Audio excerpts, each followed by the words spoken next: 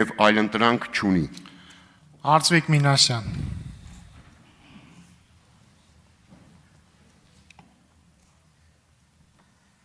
Սիրելի հայրենակիցներ, մենք երեկվանից այս ամբիոնից լսում ենք կառավարության ղեկավարի եւ իշխանության ներկայացուցիչների խոսքեր, հայտարարություններ, քապ ու քրտինք ընկած մեկնաբանություններ, հիմնավորումներ, որոնք ոչ այլ կերպ կան մանիպուլյացիա եւ մոլորության մեջ մղելու հերթական փորձ անվանել չենք կարող։ Նիկոլ Փաշինյանը Երրորդ հանրապետության ամենաերկար կառավարության պաշտոնավարող ղեկավարն է։ Ամենաերկար։ Եվ այս տարիների ընթացքում, սիրելի հայրենակիցներ, երբ որ վերլուծում ենք արդյունքները, հանգում ենք շատ պարզ մի հետևության։ Ամենաանհաջող, ամենակորստաբեր եւ որ ամենավատն է, ամենաապագայազուրկ կառավարումն է իրականացվել։ Սրանց փաստերը, հիմնավորումները բազմաթիվ են։ Սկսած նրանից, որ այս ամբիոնից անընդհատ կեղծ, սուտ, մոլորեցնող հայտարարություններ են հնչում, ավարտված նրանով, որ ապագան այս մարդիկ փորձում են մեզ ներկայացնել որպես թուրք-ադրբեջանական տանդեմի հետ ինտեգրվող մի լավատեսություն։ Հայ ժողովուրդը տեսել է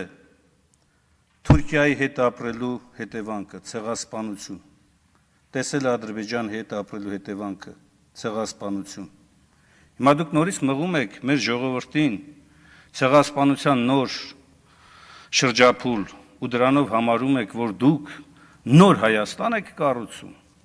իրական Հայաստան եք կառուցում։ Ձեր ասած իրական Հայաստանը Հայաստան չլնելն է։ Ձեր ասած իրական Հայաստանը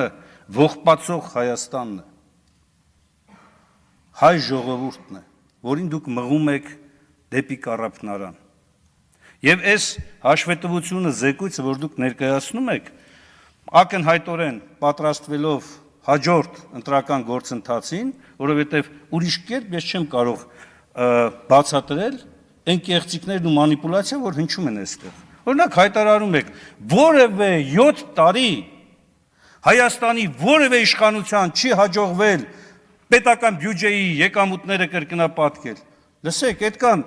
պարզ, սուտ, որտեղից եք կարողանում հնարել։ Դա վերցրեք վիճակագրության պաշտոնական հրապարակված տեղեկությունները։ Օրինակ 2000-2007 թվական պետական բյուջեի եկամուտներն ու տրանսֆերտները աճել են 4.5 անգամ։ Վերցրեք 2008-2000, չգիտեմ, 17-18 թվականներ, մինչև ձեր իշխանության գալը։ 1.9 անգամ, շուրջ 2 անգամ աճել է։ Դուք ոչ լիարժեք 2 անգամ էլ աճեցնելու կոնցեպտը ներկայացնում եք մի այնպիսի աննախադեպ երևույթ, եւ այն էլ ոչ ավել ոչ պակաս պետական պարտքի կրկնապատկման պայմաններում։ Ու հպարտորեն հայտարարում եք, որ դուք ամենաարդյունավետ աշխատողն եք, դուք ամենակորստաբերն եք եղել։ Տասնյակ հազարավոր մահեր ու զոհեր, տասնյակ հազարավոր կորոնավիրուսից սկսած, ձեր կառավարման տարիների արդյունքն է սա, անկախ նրանից, թե ձեր բժշկական կամ ոչ բժշկական միջամտությունը ինչ աշխան եղել, պատասխանատուն դուք եք, դուք, երբ որ տնտեսական ինչ-որ թռիչքների մասին են խոսում, այն դեպքում, երբ որ 42,000 քառակուսի մետր հայկական իշխանությունը առնվազն 14,000-ով, 13,000-ով նվազել է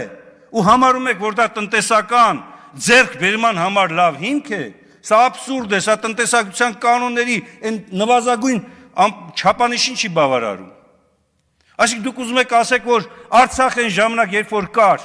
մեր տնտեսության պոտենցիալն ու հնարավորությունները ավելի քիչ էին, քան հիմա։ Այդ ինչ է կարել, որ փոքր ռեսուրսների պայմաններում ստացել եք ավելի մեծ արդյունք։ Կարեք որևէ ողջամիտ բացատրություն տաք, որևէ տնտեսական պարզ կանոն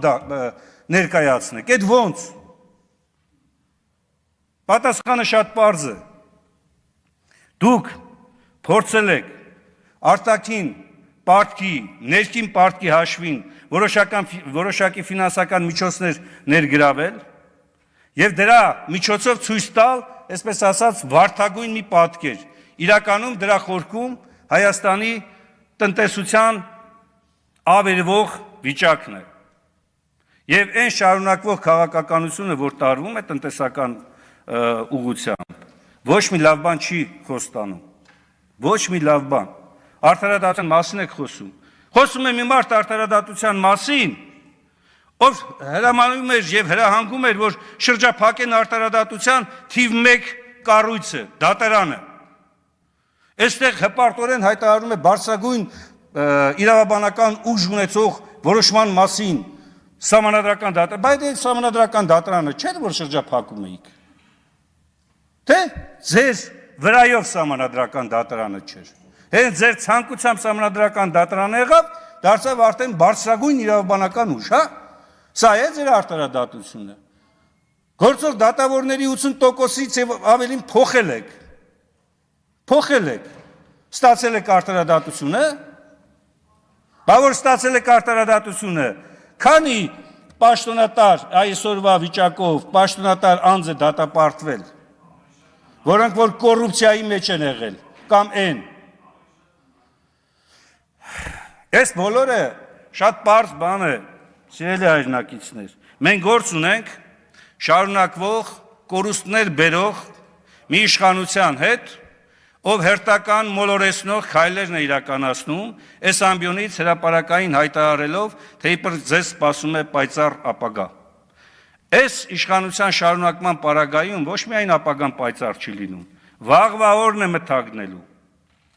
Եվ դա շատ պարզ երևում է։ Հրապարակային ուրանալ ազգային նպատակները,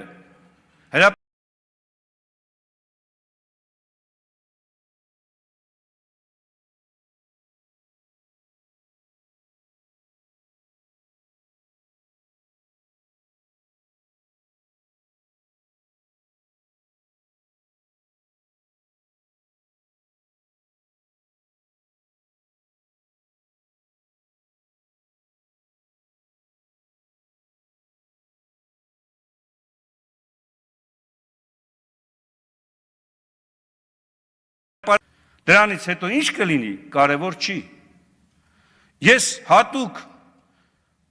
հատուկ մի քանի ուղղություններով